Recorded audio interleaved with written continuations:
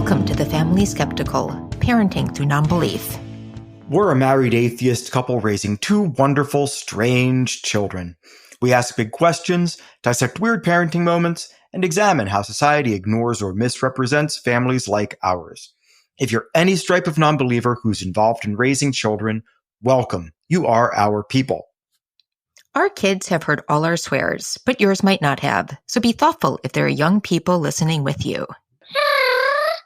I thought January and February were hard, but March is kind of kicking my ass.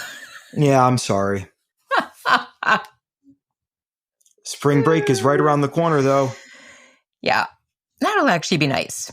That will be nice. This episode is going out late because we're recording this part basically when I should be releasing it. Woohoo! It's good times. Let's see. What has been going on? So, it's been super interesting with Go at school because I think, one of the things that has definitely been difficult to wrap my head around as a parent is I feel like, I don't know if this was true for you. I have the sense this was true for you, but this was definitely true for me. I was just a good student and I wanted to do well. And I don't know if I always did extra credit if there was extra credit, but most of the time I did. And if there was a project, I certainly tried to do the best job on that project and can even remember, I was in a really wild 6th grade class and we were competitive on the projects. We had to build all of these dioramas and people went all out to crazy degrees. And I was certainly in there with the best of them. And our kids, in different ways, I feel just do not have that. Or they certainly have, I think some of it for me came from a certain sense of anxiety, shockingly. But if there's something they perceive as extra, they will just not do it. And there's tons of school stuff where they're just no. And look, it's great. It's great that they don't want to do all the spirit days because spirit days are incredibly trying to figure out. But they just have no sense that they have to do anything extra at all. And they feel no sense. Have you noticed this? Is this at all something you've reacted to as a parent? I've just accepted it. I feel broken. Well, on one level, I feel it's healthier. Me being super stressed about everything, I don't think that was superb. On the other, but I just want to make sure that they don't miss opportunities.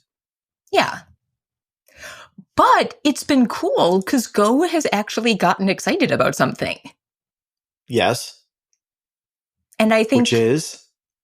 So his class is doing a market. And all of his grade is doing a market.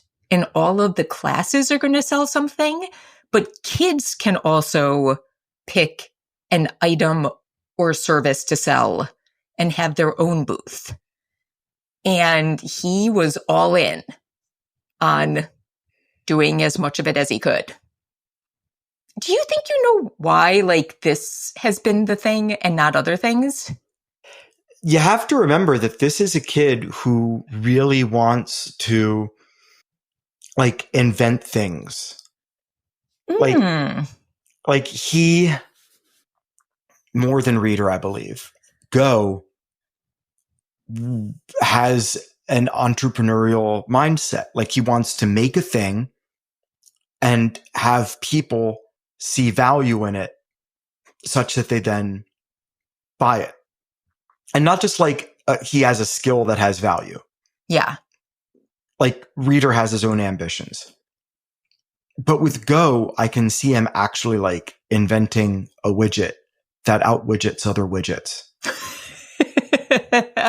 Yeah. So for him, and also he loves storytelling.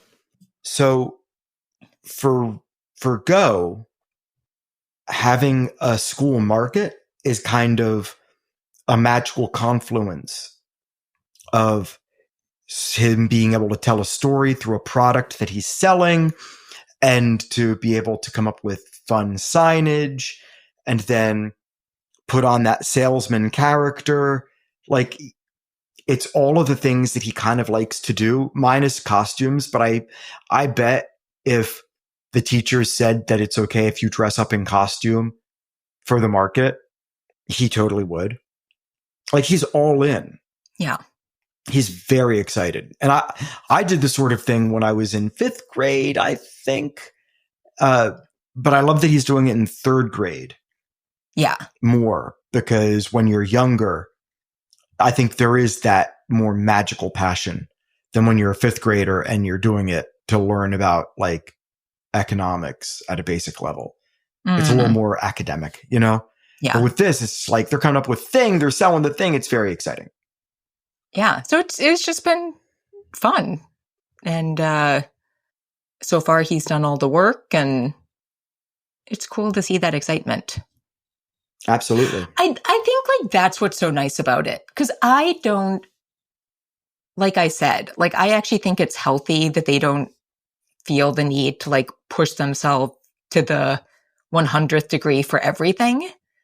But to your point, like it's good to know they can get excited and do that when it's the thing they care about. Yes.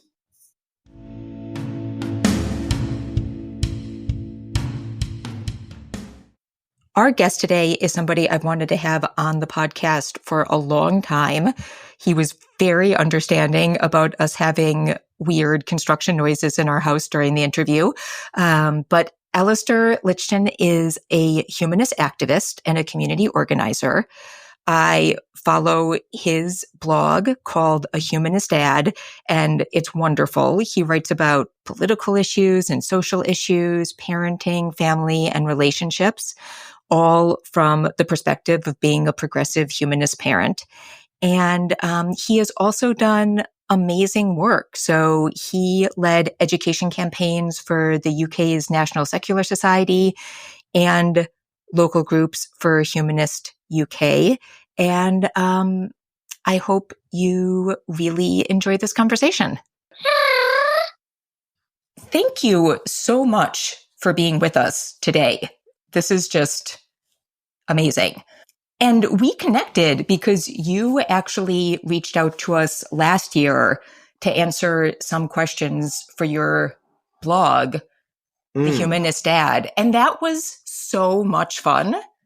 I still am behind on going back and reading a lot of your other profiles, but I really feel like they were just so insightful, and it really like gave me some time to think about what we're doing. And so thank you so much for that.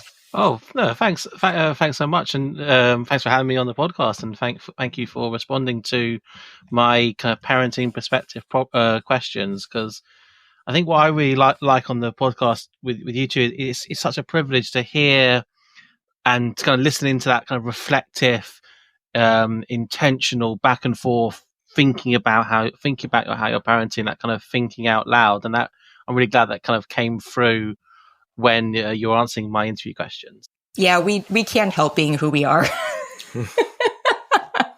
To start, I wanted to ask what we ask a lot of our guests, which is, if you're comfortable, would you mind sharing your humanist superhero origin story? Like, how did you become interested in it? And like, when did that become a bigger part of your life? I'm a superhero. It's great. I think I've got a super dad mug somewhere around here, which I think you get issued that when you become a dad. But I got involved in the atheist, humanist, skeptic movement when I was in university. That was the time of the God delusion, and when movement atheism was really on the rise. So I was involved in a student secular group, and a lot of online discussions. I marched against the Pope's state visit to the UK, etc. And after university, I was really fortunate enough to be able to work in humanism-related stuff for most of my career. So I spent 8 years at the National Secular Society leading on education campaigns, and then 3 years most recently at Humanist UK working on local groups and communities. I've never really been religious. Our family didn't really have any clearly religious practices, beliefs, or identities growing up. We almost never went to church or synagogue. But at the same time, humanism was not really an option I was aware of. In the UK, my mainstream, typical, pretty secular experience of religious education at school didn't really have the concept of non-religious as a distinct thing, let alone being humanist. The impression you get through that system is that everyone is kind of sort of religious by default. Some people are really serious about it, and some people are not so serious about it. But kind of just the idea that everyone's sort of religious. And humanism is a label that people tend to come to often later and often long after actually becoming a humanist, and they realize that this label applies to them. So I became an atheist and interested in atheism pretty much as soon as I gave the question any thought, and that was probably around that kind of new atheist movement. But it was really becoming a father, I guess, kind of which was led to me centering humanism within my more nebulous non-religious identity. Every time I read your blog, it sort of makes me think about the podcast, because we decided to call it The Family Skeptical. We talk a lot about atheism, but I feel like humanism is kind of the backdrop to a lot of what we do, but we don't call it out nearly as much as a lot of other things. And so I was wondering, like, since you have been so active in this, like, would you give the sort of definition of humanism that you typically work with? Firstly, can I just say that's like the kindest thing you can say about someone's and it's definitely a compliment that I would really repay to you. There's so often I've listened to the podcast and I've been like, oh, this is one of the 20 ideas that I really want to write a blog about at the moment. There are a lot of definitions of humanism. A really simple one is that it is a positive alternative to religion. Some people don't like that definition because the way it actually centers religion within the definition, but I think functionally it's pretty useful. But humanism is descriptive rather than prescriptive. There's not there have been international declarations of humanism, or international humanist movements come together and said, this is what humanism is. But even in those cases, they are describing what humanism is. These are not coming down stone tablets down the mountain. A potential problem with that is that humanism, we can end up, because we're describing what's there rather than just being, this is what it is, that for some people, the definition can become kind of a little bit mixed, a little bit fuzzy. I've heard it called atheism with a heart, which I don't like because I think that can be kind of insulting to atheists and people who center atheism within their non-religious identity.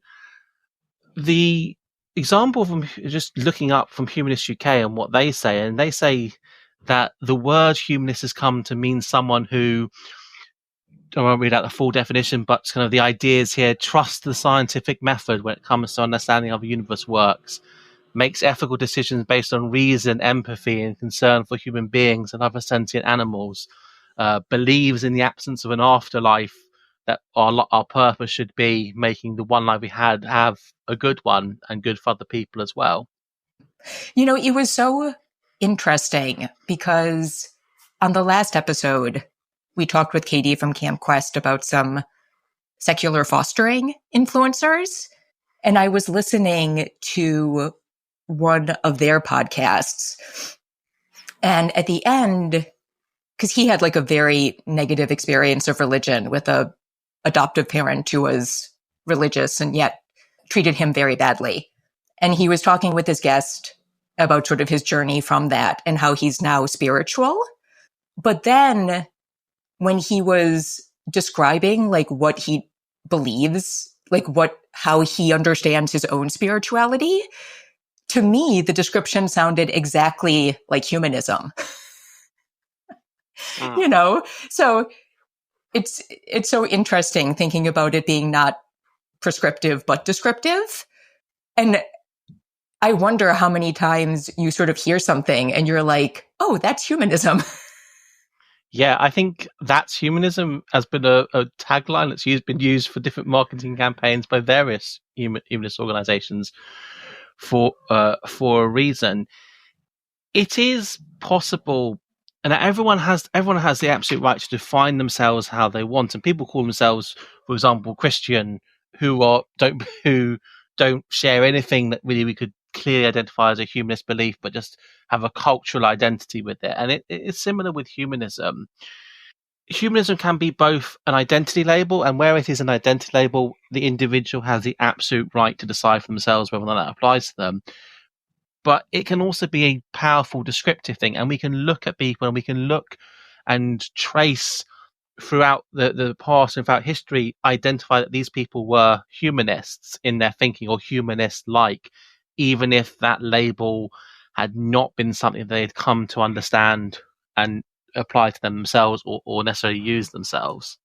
Yeah, because I think like you, it wasn't until I was much older when I read a description where I was like, oh, that's me. I just never had a word for all the things I believe.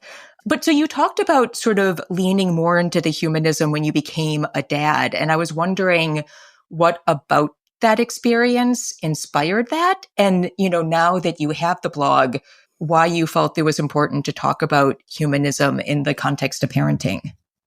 The one way I describe it is that, and you've seen that definition, is I could be given this big, in the past, a big list of possible words that might describe me and the definitions of them. And at every point in my life, if I'd read the definition of humanism, I think I would have ticked and said that word is a word that describes me. But the level of importance it has in describing me and my outlook has been what's changed over my life. It's not just becoming a parent. I think it's the long period of thinking about becoming a parent beforehand really brought a focus to a lot of my thinking on humanist issues. The importance of community, social justice, and what sort of world my kids would grow up in was probably something I was thinking quite a lot about years before actually planning to have my first kid. A lot of my thinking about religion and kids is probably more about older kids, because going back for a bit, as I said, I worked for 8 years as a professional secular education activist, and I would deal with hundreds of pieces of casework of inappropriate religious influence in schools.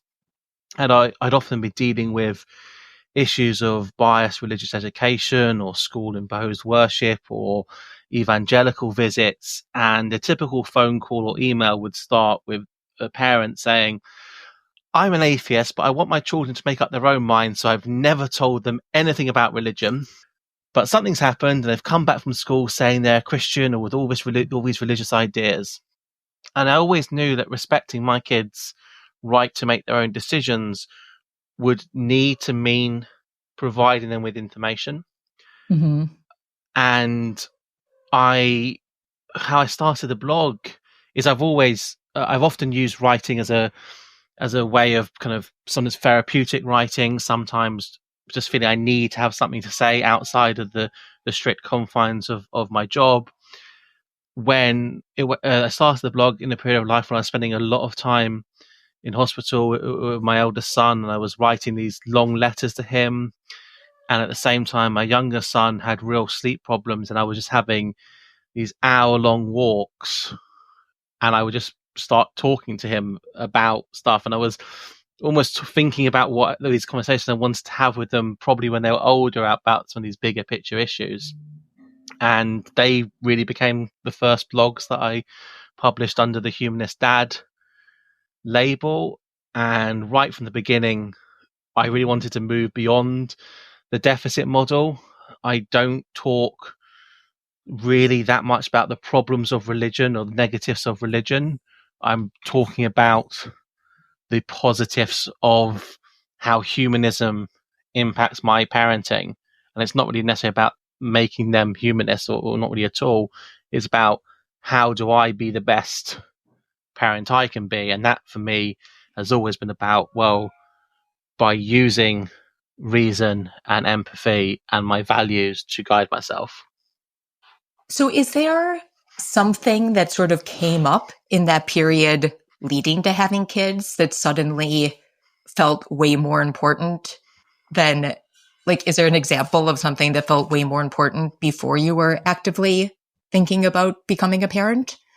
My background had been in campaigns and specifically challenging religious privilege.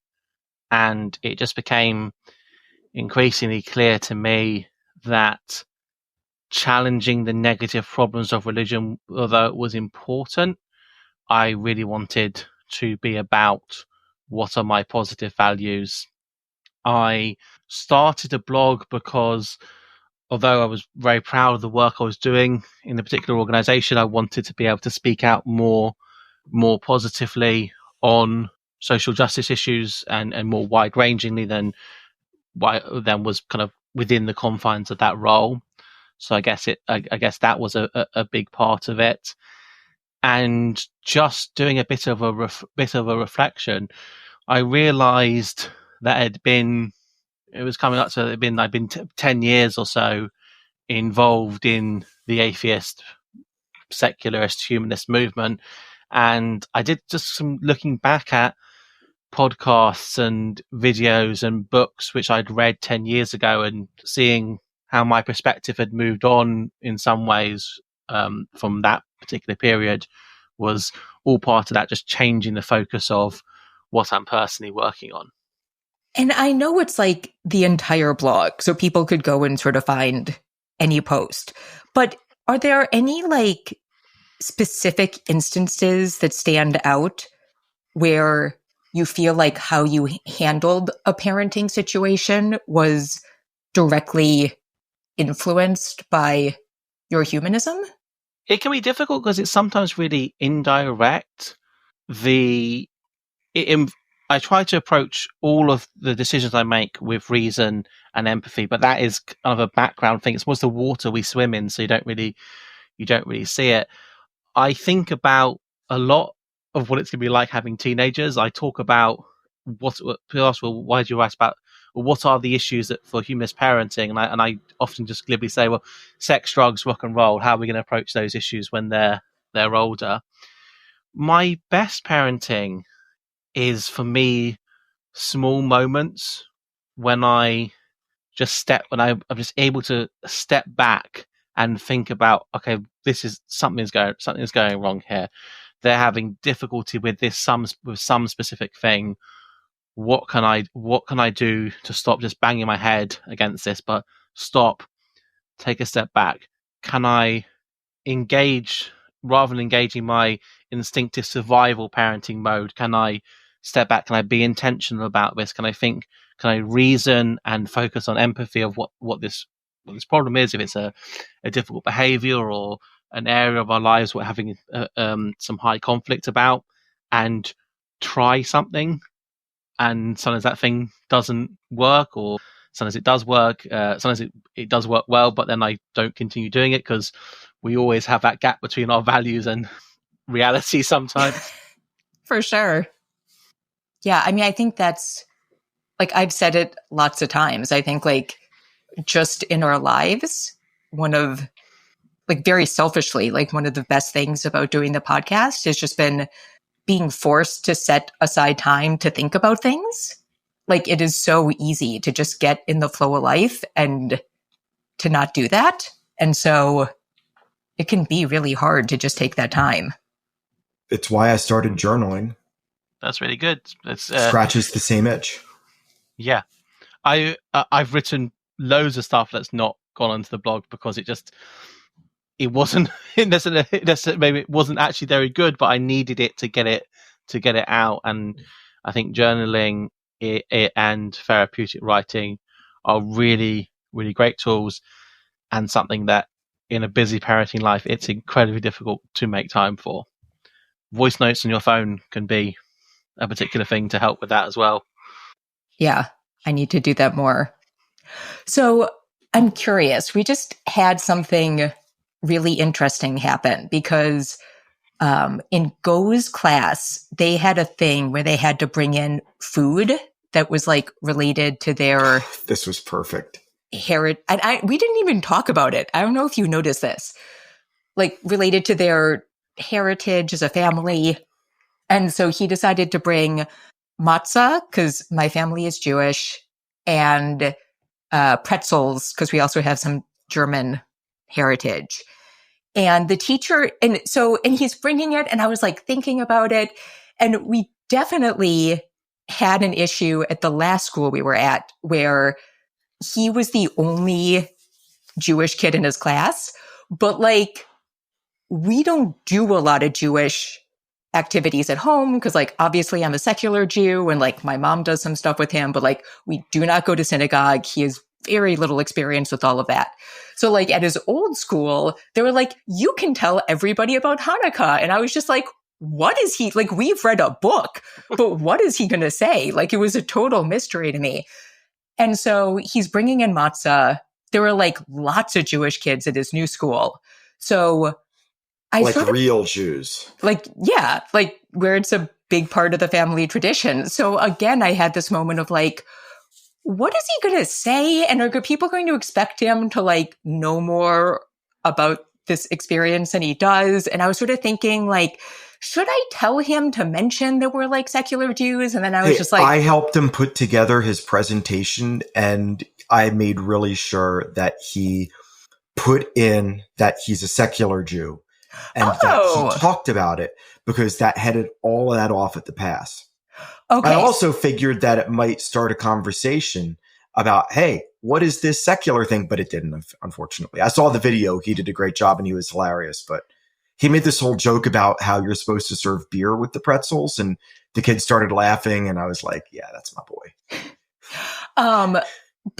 Well, I didn't know if he had come up with that on his own. That's fascinating. No. Clearly, the only time we talk about our parenting is on the podcast.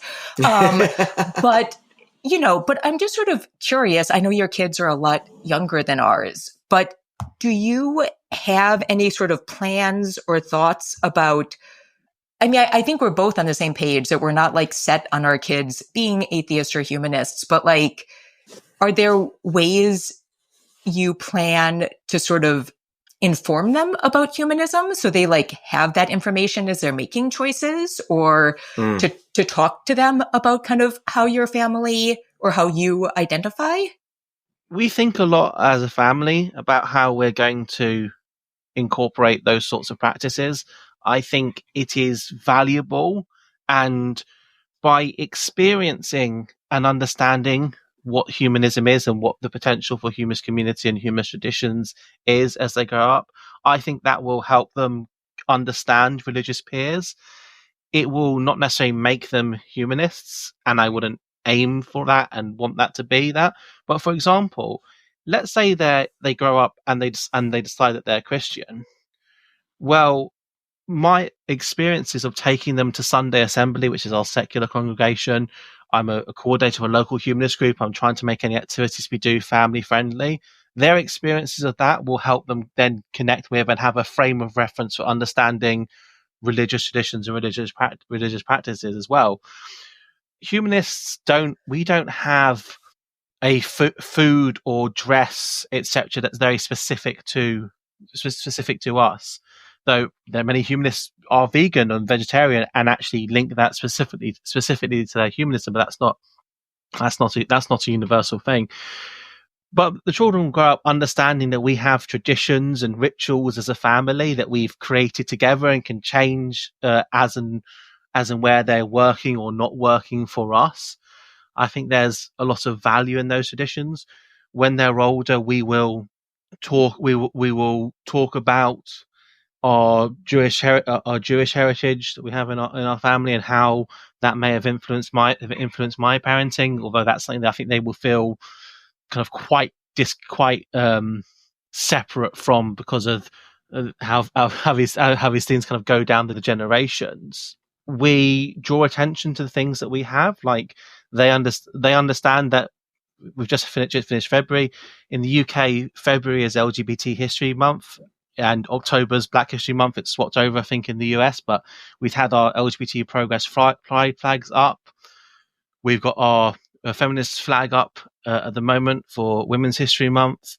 We have some nice autism pride badges, which we have up in April, celebrating that month.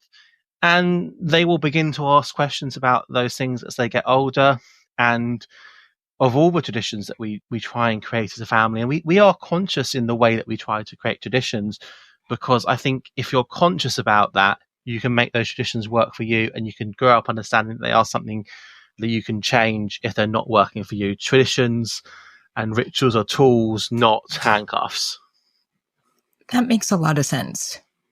And I'm curious, like, I feel like we do this, but we're like locked in our rooms all alone. And with all of the work you've done, you have been much more out in the world talking to people, and particularly people who may not be as familiar kind of with humanism and other things.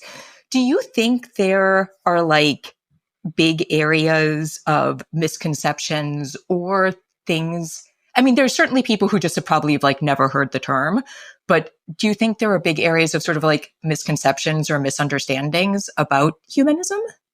I think so. There is kind of often competing misunderstandings or misconceptions, and often they're not necessarily wrong. That in people's views of humanism, they're just quite limited. The kind of sandal wearing, woke liberal university professor humanist, that's not wrong. there's plenty of them. It's just that's humanism is more wide ranging than that. I think a lot of conceptions of non-religious identities have been very informed and maybe set in stone by the height of at the time there was the height of that new atheist movement.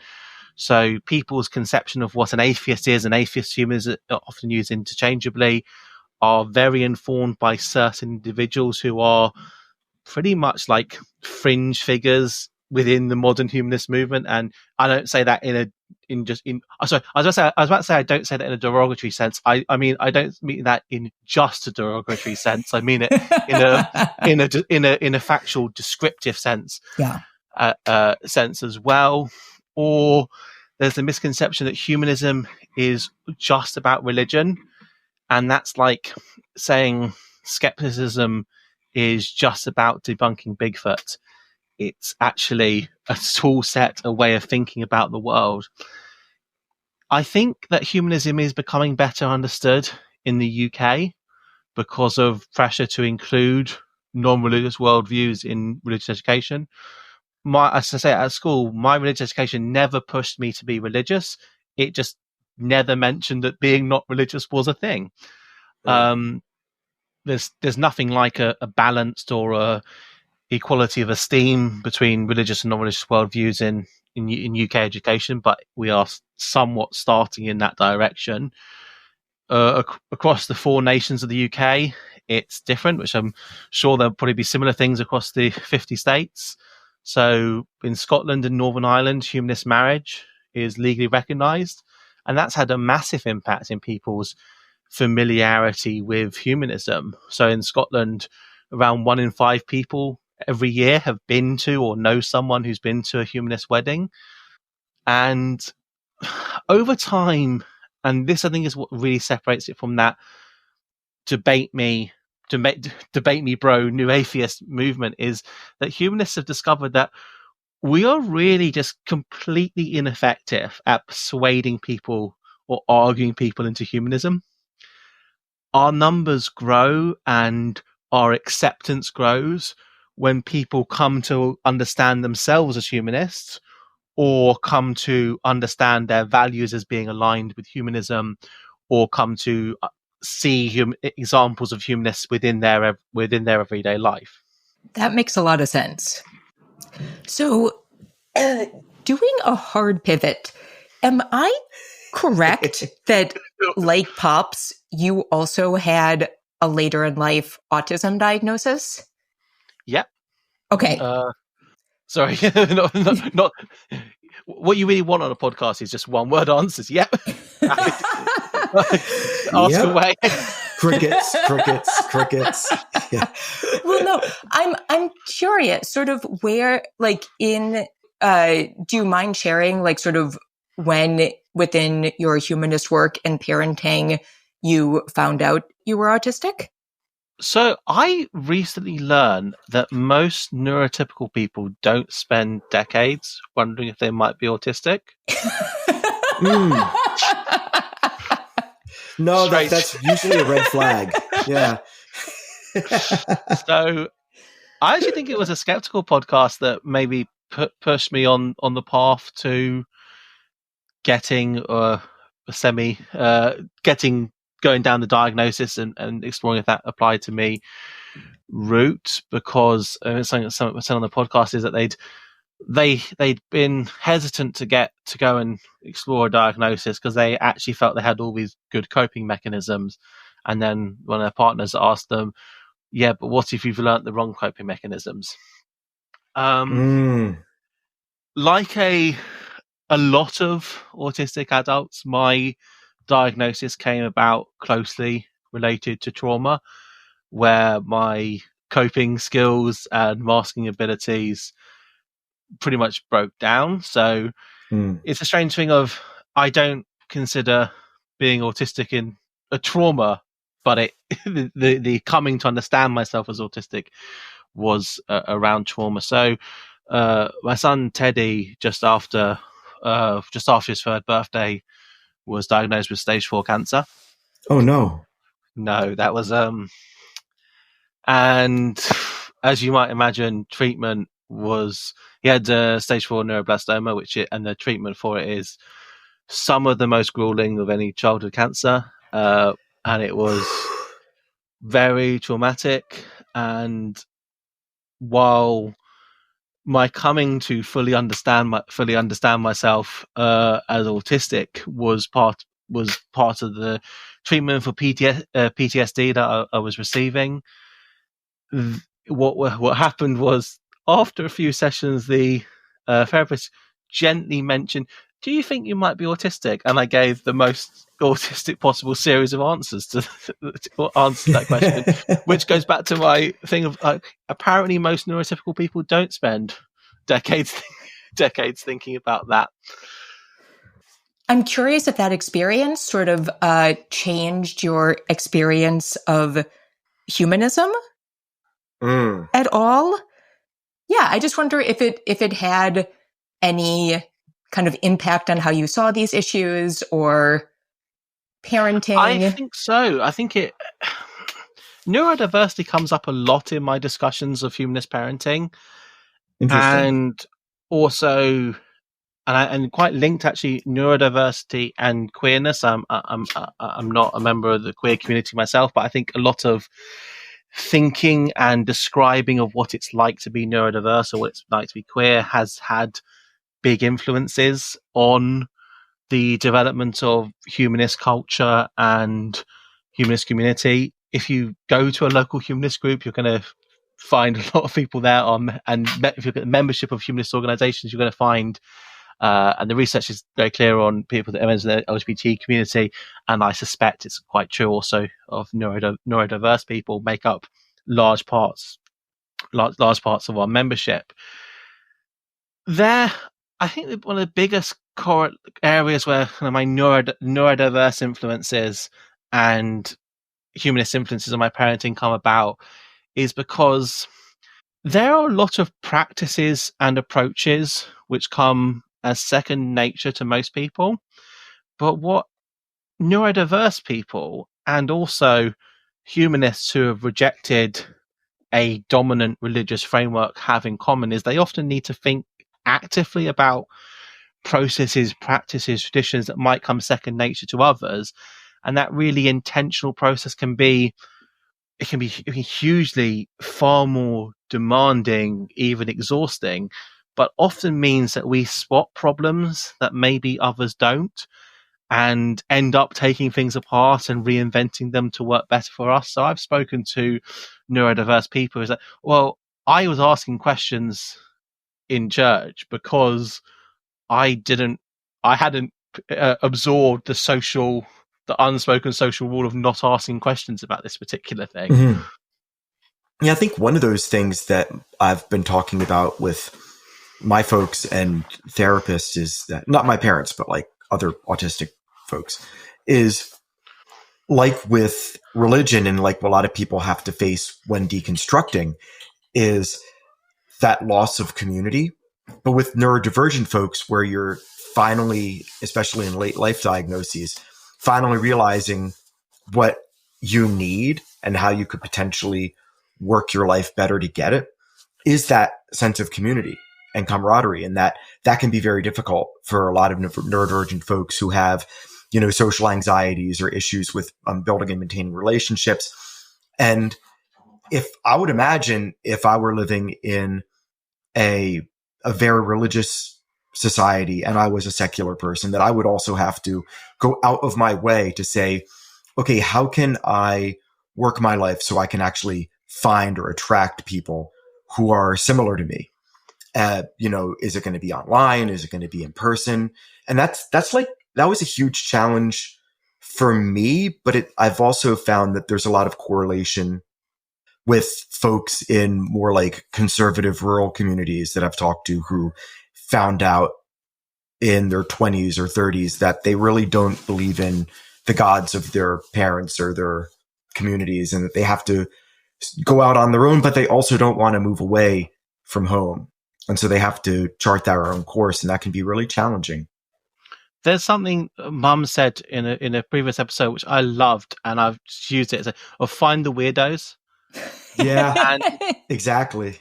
There's my blog that I'm writing this week is on humanist joy, and that sort of, there's a joy that comes from being your authentic self and finding other people sharing and thinking about these same things. Because for many people, for autistic people, often we have special interests, and other people can't really understand, well, why is thinking about that so interesting, and why are you thinking so much about this?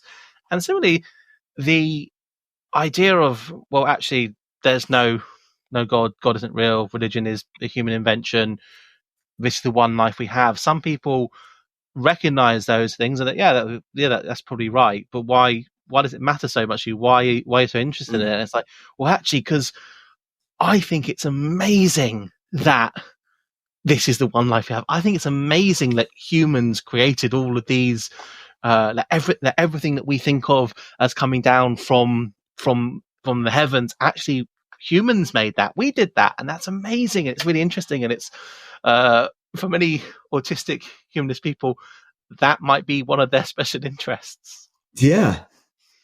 I'm curious because I know Pops has been like very open with the boys about what he's gone through and discovered. Given that your kids are younger, it just might not have sort of come up naturally in the same way. But do you have you spoken with them about being neurodivergent, or do you sort of have a notion of how you're going to talk to them about that? We will probably be incredibly intentional and we are already having so many conversations, me and my wife, about this, and think and overthink this massively, and then actually discover that we kind of just get on. We get on with it. My kids are 3 and 5, so we're kind of just now thinking about this. We have children's books on neurodiversity, which the children have been quite interested in. Actually, we don't necessarily use those labels. We let them pick them and read them how they want. We have our neurodiversity pride badges all up in the living room in April. My wife and I were both late diagnosed autistic adults. That informs the way that we think about and have these parenting conversations. My eldest doesn't have an autism diagnosis, but that's something we may well pursue and discuss with him. It's our youngest shows no signs of being neurodiverse, which we don't know where that came from. Being Not yet. I just don't. I just don't know what you do with a neurotypical kid. We've got various kind of emotion boards and storytelling things for talking about emotions. And when he was 2 years old, he was walking up and going, "That one is sad. That one is happy." And my wife and I looking at pictures and being like, yeah, maybe. But I'll take your word for it. His school and education support that he receives is based on need, not diagnosis. That's something that's important for us. And at the moment, if the education support he's getting, which is largely built around the fact that he's only 16 months in, only now managed to do a full school day, that's really what his current support is around. So as long as he's receiving what he needs, diagnosis is something that may or may not come along later. And it turns out that accidentally we've kind of got loads of neurodiverse adults around us because some of whom also late diagnosed. And it turns out we could have, maybe there's a reason that we ended up gelling and being friends and having those connections that we didn't realize. It reminds me a little bit, not so much now, but when Vitor was very young, he was like a super social kid. And that was so different from me. And I do I had a moment where I was like, wait, what do I do if he's popular? Like, I have no reference point for what that is like as a child. Like, what if one of these kids is popular? I'm going to have no advice for them at all. They're going to have so many social situations I have no idea how to handle. It's always interesting. So I am curious, since you're coming from more of a UK reference point, do you feel like issues around atheism and humanism like differ significantly with what you're dealing with in the UK versus what you're seeing in America? Absolutely. They are very different countries. And in the UK, perhaps because of the Anglosphere and American culture generally, maybe we have a bit of a warped view, or we think too much. We compare ourselves to America more than we should be comparing ourselves to Europe, perhaps. Though I've always been interested in US politics, and particularly around the atheism religion thing, because I studied it in high school, comparative politics at university. That was always been a bit of an interest of mine.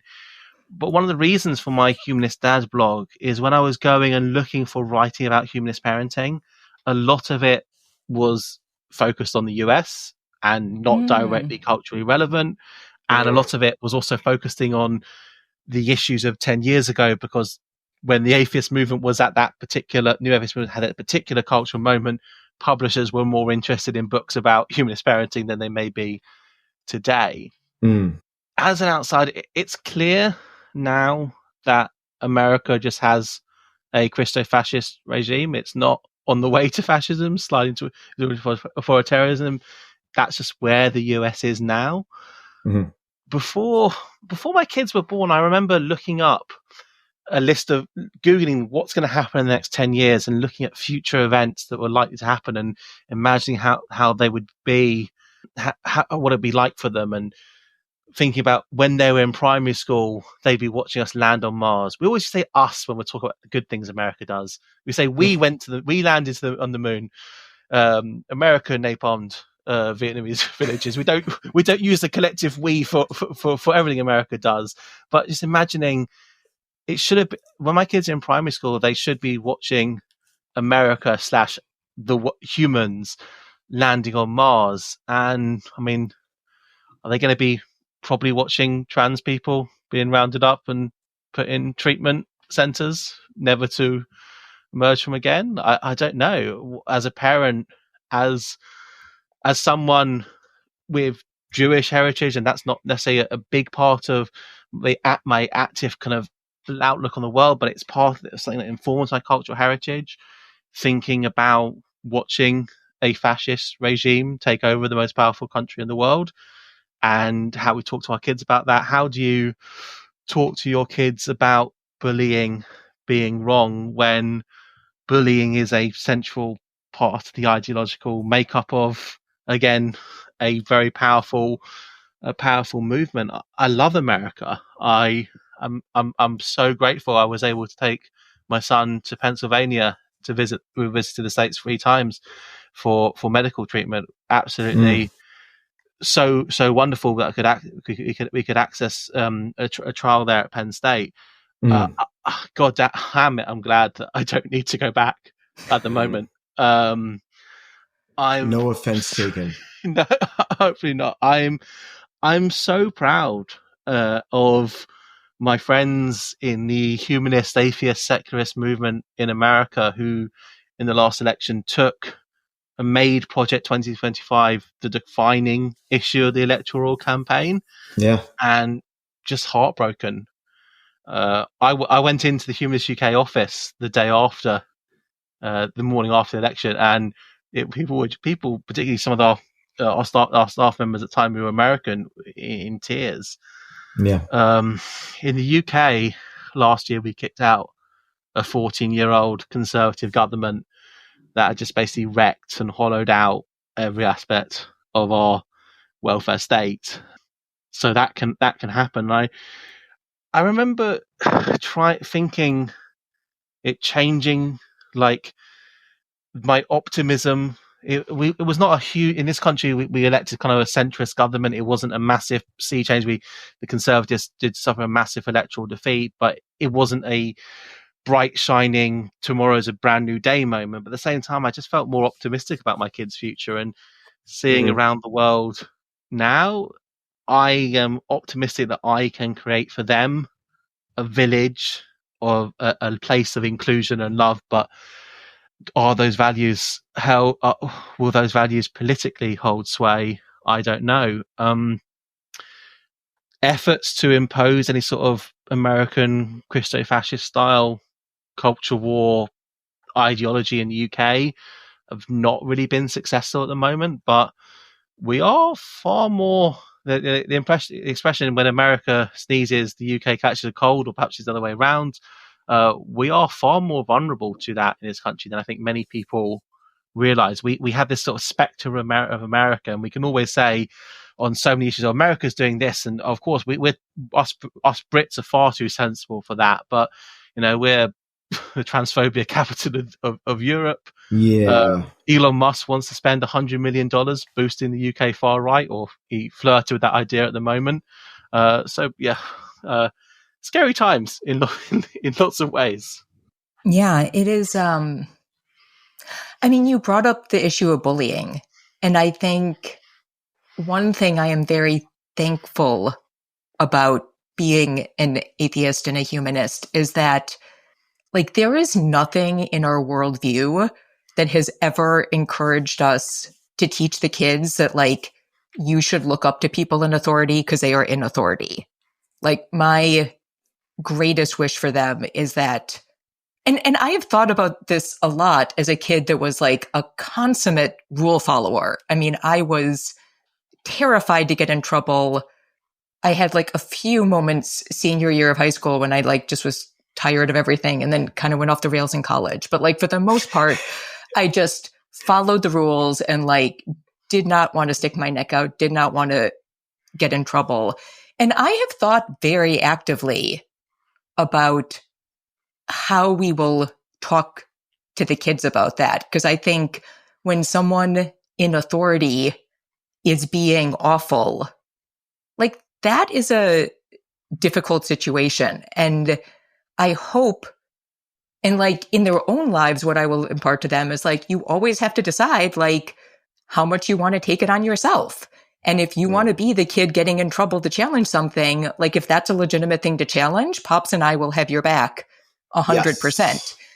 And if it's not a big deal, or like you don't see people being hurt, but it's just terrible and you just want to like put your head down and get through it, like that is also a legitimate decision in some situations. Yeah. and sort of having that be more of a conversation. But the good thing is, like, we have, there is nothing in our household that would suggest that people in authority should be looked up to simply because they are in authority, that everybody has to be judged on their merits. And so I think that's more complex when you come from more high control religious or sort of other cultural movements, because if there's danger in challenging authority, I think that gets more complex. But at least for us, like, it's real easy for us to be like, look what they did. That's awful. Don't be like that, for this reason and for all the, and we don't even have to tell them. They are empathetic kids. And so if we just lay out what some people are doing, they very easily on their own know that that is not how they want to act in the world. Well, what is it that Reader said when he first saw a video in early on? It was it was a 2016 election cycle, and Reader saw some video of Trump at some sort of campaign rally spewing his whatever. And Reader says, he's a bad guy. And so I was like, all right, I don't have to worry about him. I'm just going to walk away. He's going to manage this himself. He can figure it out. But still, there's going to be a lot of nuance as they grow up, and trying to parse out the fights they should take up versus the fights they should avoid, I think is going to be increasingly difficult, because they're both really empathetic kids. And especially with Go, he has a very acute sense of justice. We joke that he should be a lawyer for the American Civil Liberties Union. But there's a certain truth to that. Like, being a parent of empathetic children, trying to teach them to sort of take advantage of that empathy and to create a better world is going to be an uphill battle. But that, I think, is something that should give us more hope, even though times are kind of black right now. Yeah. And we see that young people, and I actually think that generations of anti-bullying messages in school have created in young people the idea that it's not acceptable, and hopefully they will go on, and many of them will joy to them bring that to their politics. Protection and challenging bullies, you can't do that on your own. You've got to find the weirdos, get together. What I want my kids to be is, I want my kids to be feel safe enough to be brave. Yeah, that's a great way of putting it. Yeah.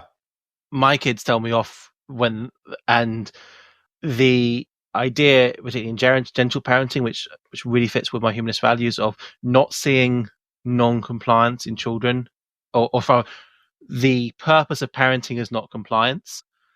It is the level of non-compliance I have for my kids is absolutely infuriating. It's absolutely infuriating. They drive me crazy. And sometimes I do just wish that I could shout and say, "I'm your father, and you will do it because I'm your father. Do it now." Mm-hmm. And maybe, but that's not actually what I'm trying to achieve.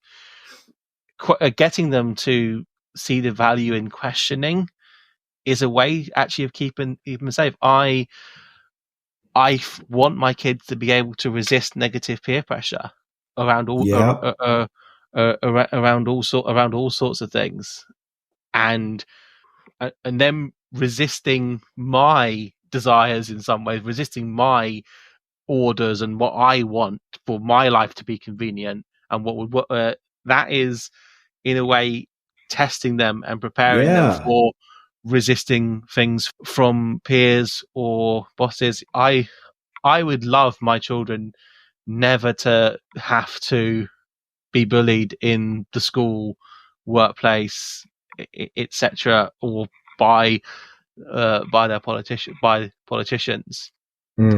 Got to, but yeah, find the weirdos, get together, make yourselves safe enough to be brave.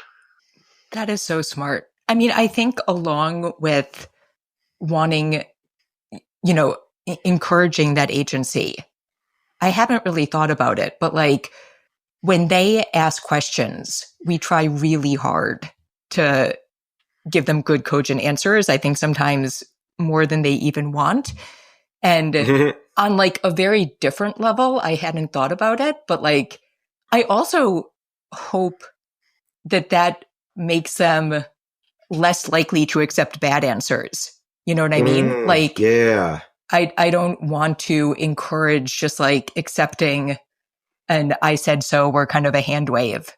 Right. Well, that's part of skepticism, right? Yeah. Like we shouldn't help them have a belief in something that they themselves can't justify. At the same time, it is hard as a parent because like, should you really have to go into like a dissertation to explain why they need to clean their room, right? Like you shouldn't have to, but sometimes taking that step back and, like you were just saying, Alastair, is like stopping your own urge to have that sort of parental authority and instead saying, no, this is why, so you can help them develop some sort of like better heuristic. So when they encounter something moving forward in their life, they're like, oh, there's this thing I do instinctively. I should trust that. It yields a good result. Like that, I think, is the hardest thing. But that's also, as a parent, for my money, the most rewarding thing. And also like being ADHD in that regard, I believe helps me because it enables me to see that opportunity and not be like, oh, I was doing this other thing. I need to stay on task with that. I can be like, oh, I'm enthusiastic about this thing you're asking me about. Let's talk about it until you're tired of hearing my answers. Yeah. And that is not a bad thing.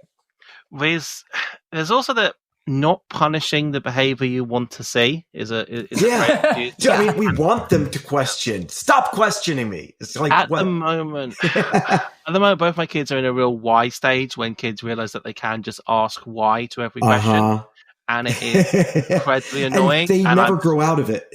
Trying to not say stop asking why because I want them to be asking why. Actually, maybe why I want to be encouraging to ask better questions than just why, because the ones asked it's a start. Yeah, and they get annoyed, and sometimes I do. Sometimes I try very often to say, "Why do you think?" and try to get them to think of an answer themselves before just wanting me to give them to answer. And they find that frustrating because it's hard work, and we can't do this all the time. There's survival parenting and there's intentional parenting, and we often, I mean, if my kid's about to touch the hot stove, I'm grabbing their arm and pulling it back. I'm not letting them touch the hot stove. But we often treat things as survival. We need them to have the right answer, and so some humanist or atheist parents get really worried if their kid starts saying, I believe in God." Like, oh, God is this? They get so worried about it. We treat things as emergencies. We think of, oh, if they're defying my authority, how are they ever going to follow instructions at school and then follow instructions at work? And actually, well, maybe we don't want them to follow authority figures, and we can't always do that. Sometimes circumstances do force us. Sometimes you can't give a complete reasoned explanation of everything. There's been time I will sit for 20 minutes trying to gentle parent them into doing something if it's a choose to thing. And we talk about choose to and need to things in the house. And if something's a choose to thing, I don't get to force them to do it. If it's a need to thing, if it's their safety, I need to. The amount of tolerance I will have for gentle parenting and trying to slowly talk my kid round to do something, if it's not necessary, is infinite. But then, I sometimes I've held them down to have needles jabbed in them because they need to. It's urgent, and we can't always reason with them. We can't always give our children adequate explanations for some of the things that we need to do, but we can at least show them that is the aim. Yeah. I think we have to call it there. If people want to follow you or see more about what you're thinking about, what is the best way to do that? So my website is humanistdad.uk, and I'm on Facebook at search a humanist dad on Facebook, and there's a nice little avatar of me, and find me and follow. And for a long time, the blog had been kind of a personal project, and I'm now trying to make it something that can reach a wider audience, and starting to see some of that, and that's really means a lot to me. So please, if it's interesting to you, share it with other people and comment. And there's lots of stuff back there, so you can go back and read and hopefully find something useful. I just followed. You can too. That was so great. I really loved what he said about finding community and yes, how people need to be brave. And in that final part of the conversation, it really made me think, because he is just so amazingly thoughtful about his parenting. And I feel like was more thoughtful about it leading up to parenting than probably I was. And then I was also thinking about activism. And I just think it is so strange being a parent, because I don't know if this is true for everybody, but, very similar to what he talked about, like becoming a parent made me even more concerned about issues and kind of what the world is going to look like moving into the future. Sure. But at the same time, it is like also the time when I have had the least time and energy to put towards anything having to do with that. So it just made me think about how strange that space is. And just huge props to all the parents, like finding time to try to make a positive impact while also doing this parenting thing. Yeah, especially now, which is one of the things we talked about, which is how hard it is to be a parent trying to teach your kid empathy.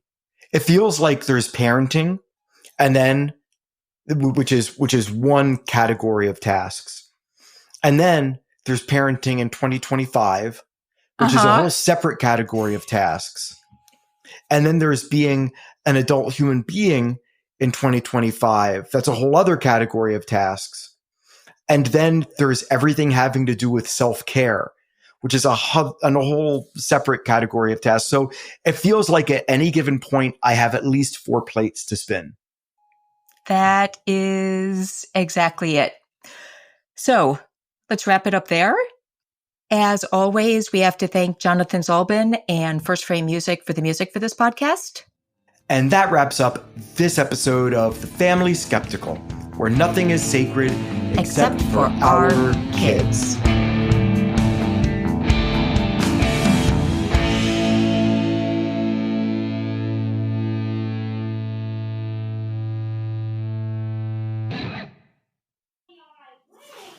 Is that just our children making noise? Yeah, it is. I'm going to go talk to them. Hang on. Okay, they're usually they're usually not that loud. They always seem to be loud when you need them to be. Yes. You need to never ever tell them that you need them to be quiet. Oh, I know. I don't know if we even did. They're usually zoned out on screens right after school. So I'm a little surprised.